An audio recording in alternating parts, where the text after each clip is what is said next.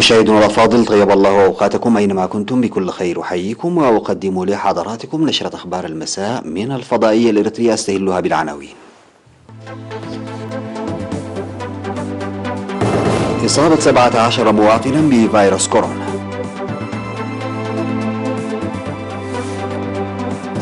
توسيع الخدمات الصحية في إقليم الكاشبركة.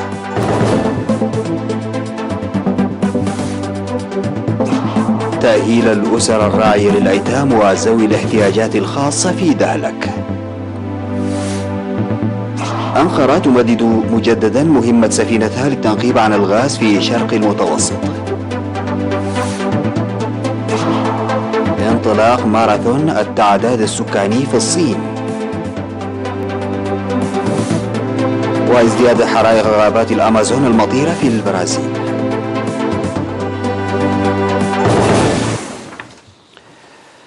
السلام عليكم ورحمة الله. أعلنت وزارة الصحة بأن الفحوصات المخبرية التي أجريت اليوم 2 من نوفمبر بالإقليم الجنوبي أظهرت إصابة 17 مواطنا بفيروس كورونا، وكان 14 مواطنا من المصابين بالفيروس من 17 القادمين من إثيوبيا في الأسابيع القريبة الماضية في مركز العزل بسرحة، واثنان في مركز العزل في منطقة داغرقيس، ومصابة واحدة في مركز العزل في صارونا. في غضون ذلك شفي 14 مواطنا من مرض كورونا بعد تلقيهم الرعاية الصحية في مستشفيات الإقليم الجنوبي. بهذا بلغت عدد الإصابات بفيروس كورونا في البلاد حتى اليوم 480، شفي منها 426، ولا يزال 54 مريضا يتلقون الرعاية الصحية في المستشفيات. وزارة الصحة 2 من نوفمبر 2020. قال مسؤول الخدمات الصحية في مكتب وزارة الصحة بإقليم الكاشبركة السيد قرقيش بياني أن الجهود الجارية لتوسيع الخدمات الصحية وتطويرها في الإقليم تحقق نتائج مرضية. وأوضح أن الخدمات الصحية في الإقليم تنقسم إلى 5 مستويات هي عبر كلاء الصحة في القرى والعيادات والمراكز الصحية والمستشفيات العمومية والمستشفيات المرجعية، وتبذل الجهود لتطويرها بالقدرات البشرية والمعدات الطبية. وأشار إلى وجود حوالي 80 مؤسسة صحية في الإقليم حاليا، وإن بنك الدم القائم في بارنتو ومركز أبحاث الملاريا والبعوض القائم في تساني يسهم بدور كبير في تطوير الخدمات الصحية. وذكر بأن تأهيل المؤسسات الصحية بالكادر الصحي والمعدات الحديثة خفف من الضغط عن المستشفيات، وحث للدفع بأنشطة إصلاح البيئة والتبرع الطوعي بالدم لتدعيم الاستثمار الذي تقوم به الحكومة في قطاع الصحة.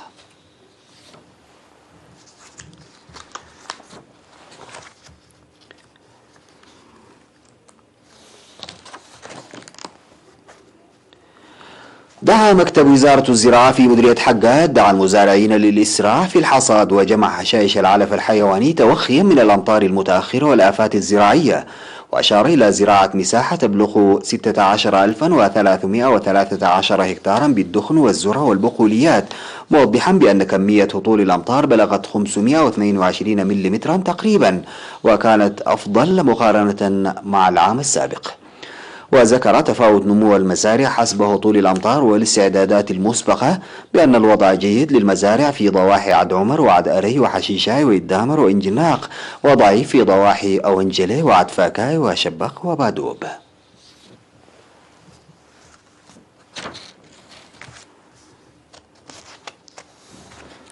قام مكتب وزارة العمل والرعاية الاجتماعية في مديرية دهلك بتأهيل 11 أسرة ترعى الأيتام وذوي الاحتياجات الخاصة يوم 29 من أكتوبر المنصرم، وقد تم تأهيل هذه الأسر بقوارب دون محركات دفع بقيمة 110,000 نقفة. وأوضح مسؤول مكتب وزارة العمل والرعاية الاجتماعية في المديرية السيد حسن علي إن الهدف من الدعم تمكين الأسر من الاعتماد على نفسها. وذكر ممثل مكتب وزارة العمل والرعاية الاجتماعية في إقليم شمال البحر الأحمر السيد إسماعيل عثمان أن هذه الأسر تم تأهيلها بالقوارب وضعا في الاعتبار للأنشطة الاجتماعية والاقتصادية بالمديرية، مؤكدا تواصل دعم الوزارة لتحسين حياة الأسر. من جهة أخرى قدم 277,511 نقفة ل 126 أسرة محتاجة في ضاحية دبر سينا بمديرية علبرات.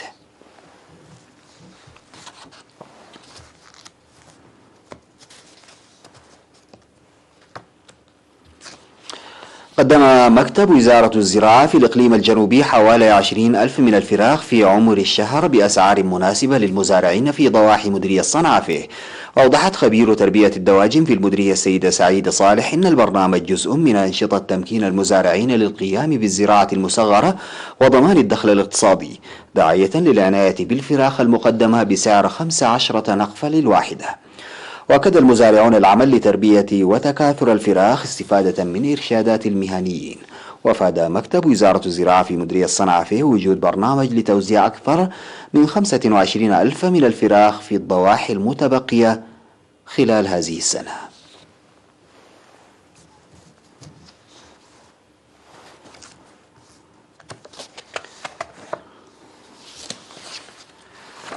نتوقف مع فاصل قصير ونعود لمواصلة الأخبار.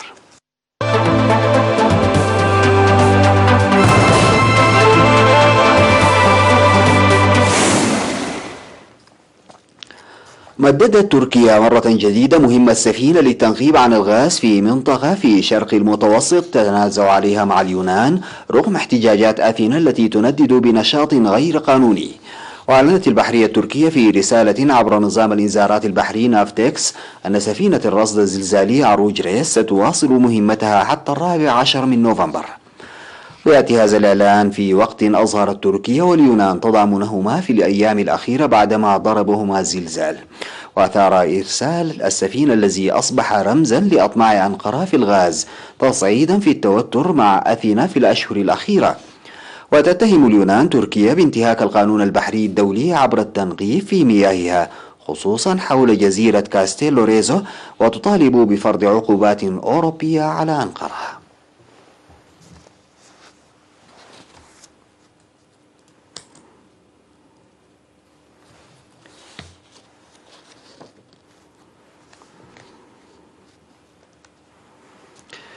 بدأ ملايين العاملين في مجال التعداد السكاني طرق الأبواب في كل أنحاء الصين لإحصاء عدد سكان أكبر أمة في العالم، وسيستخدمون للمرة الأولى تطبيقات على الأجهزة المحمولة لمساعدتهم في هذه العملية الضخمة. وسيتولى حوالي 7 ملايين عامل ومتطوع مجتمعي جمع البيانات في عملية تستمر شهرين يزورون خلالها وسط مدينة شنغهاي إلى القرى الجبلية النائية في التيبت. وتجري الصين تعدادا سكانيا كل 10 سنوات لتحديد نسبة النمو السكاني وتغير التوجهات في هذا الصدد من بين أمور أخرى. وسينصب الاهتمام الأكبر في التعداد السكاني الجديد على ما إذا كانت هناك زيادة سكانية بعد تخفيف الصين من سياسة الطفل الواحد التي كانت مفروضة. ودخلت هذه السياسة حيز التنفيذ في أواخر السبعينات لإبطاء النمو السكاني السريع وسط مخاوف من زيادة هائلة في عدد السكان، لكن تم تخفيفها قبل 4 سنوات والسماح بإنجاب طفلين بسبب مخاوف مرتبطة بتشيخ المجتمع المتسارع في الصين وانخفاض نسبة الأيدي العاملة.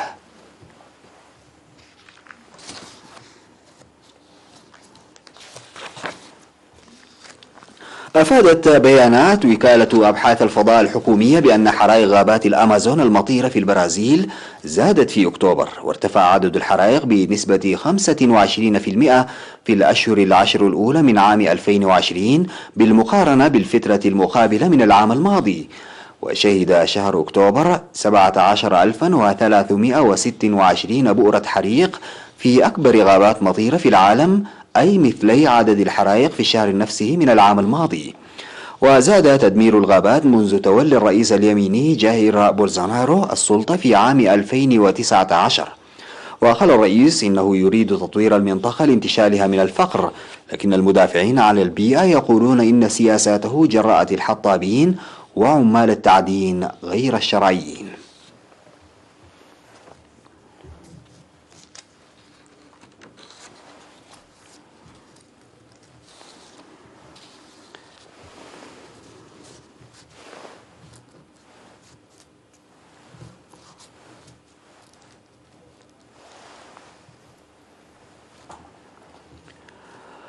يتيح روبوت استخدم في معرض لوبستيروبوليس للفنون في لندن زيارة آمنة للوافدين تقيهم مخاطر عدوى الإصابة بكوفيد-19. فالمعرض الذي ينظمه فنان موسيقى البوب البريطاني فيليب كولبرت يمكن زيارته مباشرة أو عن بعد بواسطة الحاسوب أو الهاتف عن طريق روبوت قادر على أخذك في جولة تتفاعل خلالها مع الزائرين. ويقول كولبرت إن الفكرة خامرته خلال فترة الإغلاق الذي فرض بسبب انتشار الوباء، وإن التجربة يمكن أن تمثل حلا مستقبليا للمحافظة على التباعد الاجتماعي في حالة الضرورة.